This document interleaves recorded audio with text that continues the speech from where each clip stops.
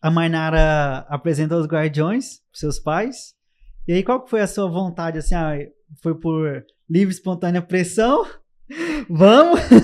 Ou foi assim, conheci outra pessoa também, uma amiga que tava indo, e aí você veio, como que foi isso? Você já fez o acampamento, né? Já. Já fez acampamento. Começou com o meu irmão, ele fez o segundo.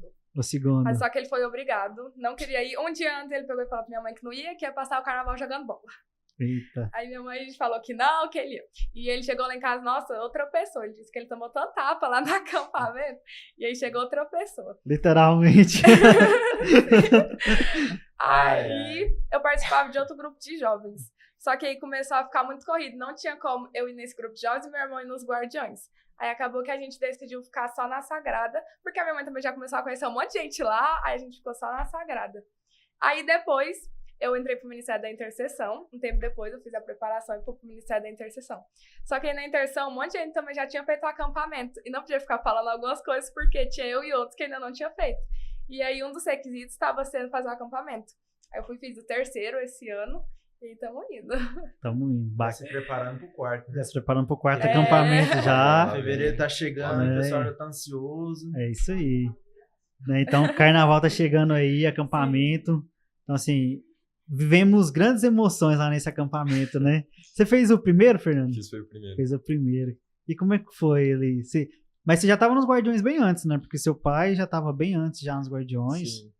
Eu lembro da primeira vez que eu fui nos Guardiões, eu tinha acabado de discutir com meu pai, tipo assim, eu discuti no carro indo pra igreja, aí era no auditório lá em cima, não era na igreja ainda. Aí eu já fui lá na frente, pedi perdão pro meu pai, comecei a chorar, já foi loucura desde a primeira vez. Mas começou a pandemia, deu uma afastada, e eu lembro um dia que eu tava jogando Valorant, aí meu pai falou assim, não filho, vai ter um acampamento, você quer ir? Pai, vambora, né, eu gosto de aventura. E a aventura virou isso aqui, né? A aventura ficou isso aqui. Rapaz, eu tenho tanto orgulho desse rapaz, mas tanto orgulho que eu vi ele desse tamanhozinho. Aí hoje já virou esse homem, né? Grande homem. Coordenador do Teams. É bacana. Responsabilidade. É bacana porque, assim, eu lembro que eu não participei, né, do primeiro acampamento, né, servindo, e eu servi no segundo, né? Então, eu acho que todo podcast eu falo isso.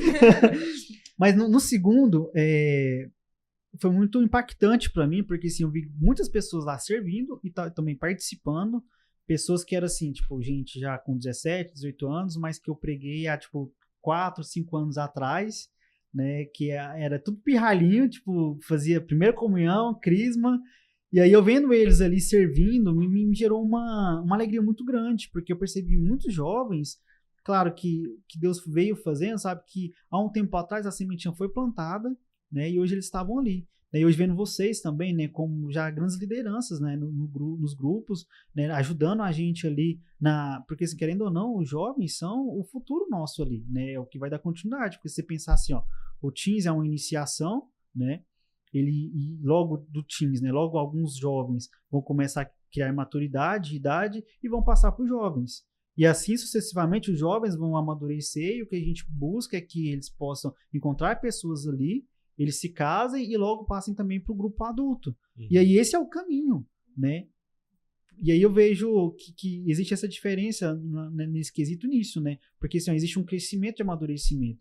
E nem um é pior ou melhor do que o outro. Na verdade, cada um na sua idade, da sua forma, do seu jeito. E aí há um crescimento, vamos dizer ali, sadio, né? Um crescimento da palavra, da forma de falar, da forma de ser, dos jovens, no adulto, né? Então isso é muito bacana, né? Então e é tão lindo, né? Ter um ministério onde que acolhe todas as fases da vida. Em casa.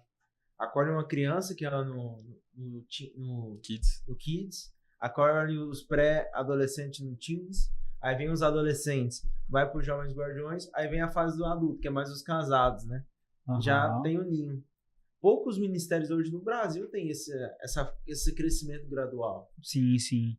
E é importante porque muitas pessoas ficam assim, às vezes só o pai vai no grupo, ou só a mãe vai no grupo, porque, né, enfim, não gosta ou gosta, e aí às vezes o filho fica, porque no grupo que eles vão, não tem um grupo de jovens, né, e lá tem tudo no mesmo dia, no mesmo horário, então você pode ir com a família, né, é um grupo de família, né? Onde você pode deixar os seus filhos, né, com pessoas confiáveis, né, com jovens que são lideranças, que têm um crescimento. E eu fico imaginando, se vocês, na idade que vocês estão, já estão assim, imagina se tipo, quando estiver na minha idade, né? O quão, sabe, pessoas realmente referências, né, para outros jovens que estão vindo, né, que virão. E isso é muito bacana. Porque assim, hoje eu já não tenho o tempo que eu tinha antes, né? E aí esse cajado precisa ser passado, né? E eu fico muito feliz de vocês estarem, né, nesse processo.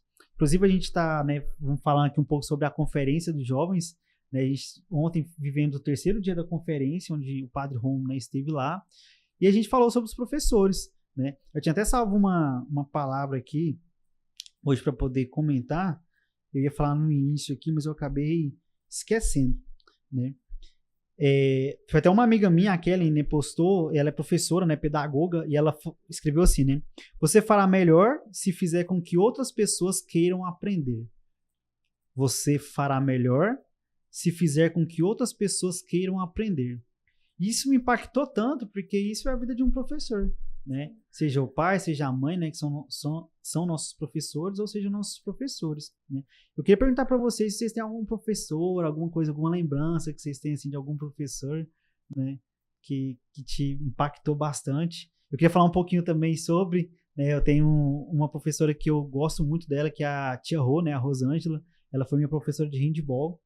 E eu lembro de uma época que eu treinava só na escola, e aí eu não era tão bom assim, e eu acabei saindo para poder treinar num clube, né, um clube de handball. E eu comecei a ficar muito bom, apesar da minha, né, estatura baixa, né? A galera lá tinha tipo 1,80 m, 1,90 m, e eu comecei a ter um condicionamento que eu consegui melhorar bastante. E teve um campeonato que era a Copa Sesc, e cara, eu tava sendo um artilheiro da Copa, mesmo do meu tamanho. E assim, eu tava numa semifinal, assim, sabe, nas cabeças, assim, louco. E aí chegou, tipo, no meio do jogo, ela me tirou com outra pessoa. Cara, aquilo eu não entendia, cara, eu era novo, eu fiquei pé da vida, mano, fiquei muito pé da vida. Eu falei assim, cara, eu não entendo, cara. E eu perdi a artilharia pra um outro cara, né, que a gente tava ali, e o cara também era muito bom. E eu perdi a artilharia por causa disso, porque ela me tirou. E aí, ela chegou em mim no final e falou assim, eu te poupei pra final. Eu falei, eu não quero ser poupado, eu quero jogar, eu quero, sabe? E aí acaba que depois agora maduro, né, eu começo a olhar e eu fico olhando assim, eu acho que era muito mais o meu ego falando, né? Eu tava me entregando tanto naquele jogo que eu poderia me machucar, não jogar a final, talvez não jogar nunca mais, né? Porque a gente, né, ocorre acidentes. E eu vejo que ela, como minha professora, né, ela tava cuidando de mim, né?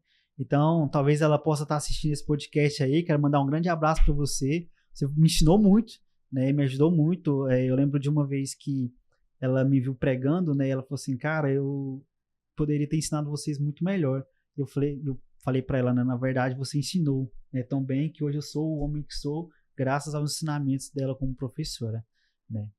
E aí, fazendo essa deixa, né? Vocês têm alguma experiência, alguma lembrança, né, de professor?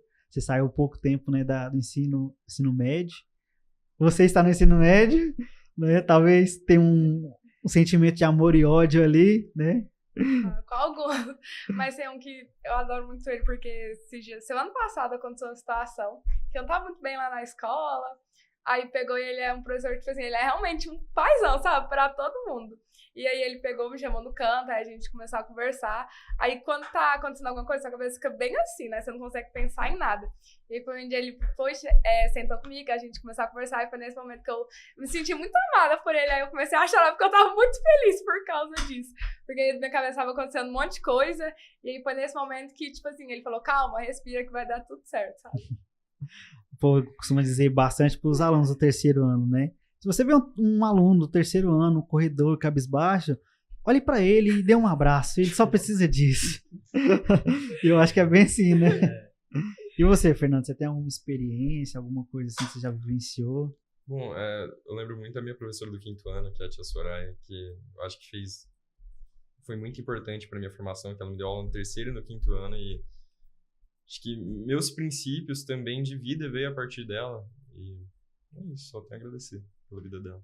Bacana.